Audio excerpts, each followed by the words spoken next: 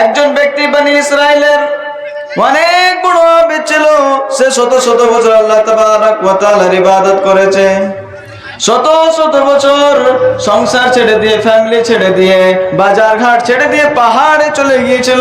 আর সে পাহাড়ে বসে বসে 100 বছর আল্লাহ তাবারক ওয়া তাআলার ইবাদত করেছে।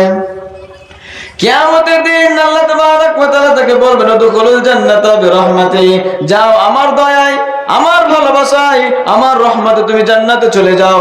সে ব্যক্তি বলবে, হে আল্লাহ, আমি আজকে আপনার দয়ায় জান্নাতে যাব না, আমি আজকে আপনার মহব্বত, আপনার ভালোবাসায় জান্নাতে যেতে চাই না, আমি আজকে আমার আমলের বিনিময়ে জান্নাতে যেতে চাই। আমি যে 100 বছর ইবাদত করেছি, সেই ইবাদতের বিনিময়ে আমি আজকে জান্নাতে যাব। আল্লাহ তাবারক ওয়া তাআলা বলবেন, ঠিক আছে।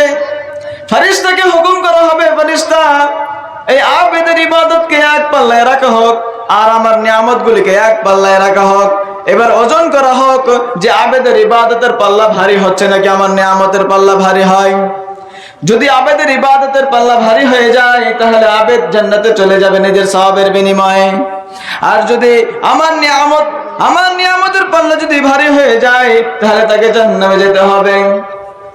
ফেরেশতাকে হুকুম করা হলো যে চলো, তার ইবাদতকে এক পাল্লায় রাখা হোক, আমার নিয়ামতগুলিকে এক পাল্লায় রাখা হোক এবং ওজন করা হোক। ফেরেশতারা তাই করবেন। এক পাল্লায় আবেদের ইবাদতকে রাখা হবে, আর এক পাল্লায় আল্লাহর নিয়ামতগুলিকে রাখা হবে, ওজন করা হবে। সঙ্গে সঙ্গে আল্লাহ তাবারক ওয়া তাআলার নিয়ামত পাল্লা ভারী হয়ে যাবে। সঙ্গে সঙ্গে আল্লাহর নিয়ামতের পাল্লা ভারী হয়ে যাবে। কারণ আল্লাহ তাবারক ওয়া তাআলা আমাদেরকে দুনিয়া অনেক নিয়ামত করেছে। চোখ দিয়েছে, কান দিয়েছে, নাক দিয়েছে, হাত দিয়েছে, পা দিয়েছে, শরীর সুস্থ রেখেছে, ঘর দিয়েছে, বাড়ি দিয়েছে, ছেলে দিয়েছে, সন্তান দিয়েছে, সব কিছু দিয়েছে। কি দেয়নি?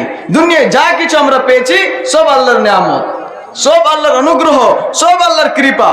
তো যখনই এইসব নিয়ামতগুলিকে এক পাল্লায় রাখা হবে, আবেদের ইবাদতের সওয়াবগুলিকে এক পাল্লায় রাখা হবে, আল্লাহর নিয়ামতের পাল্লা ভারী হয়ে যাবে। এবার আল্লাহ বলবে, যাও, এবার তাহলে তুমি জাহান্নামে যাও। আল্লাহ বলবে, যাও জাহান্নামে যাও।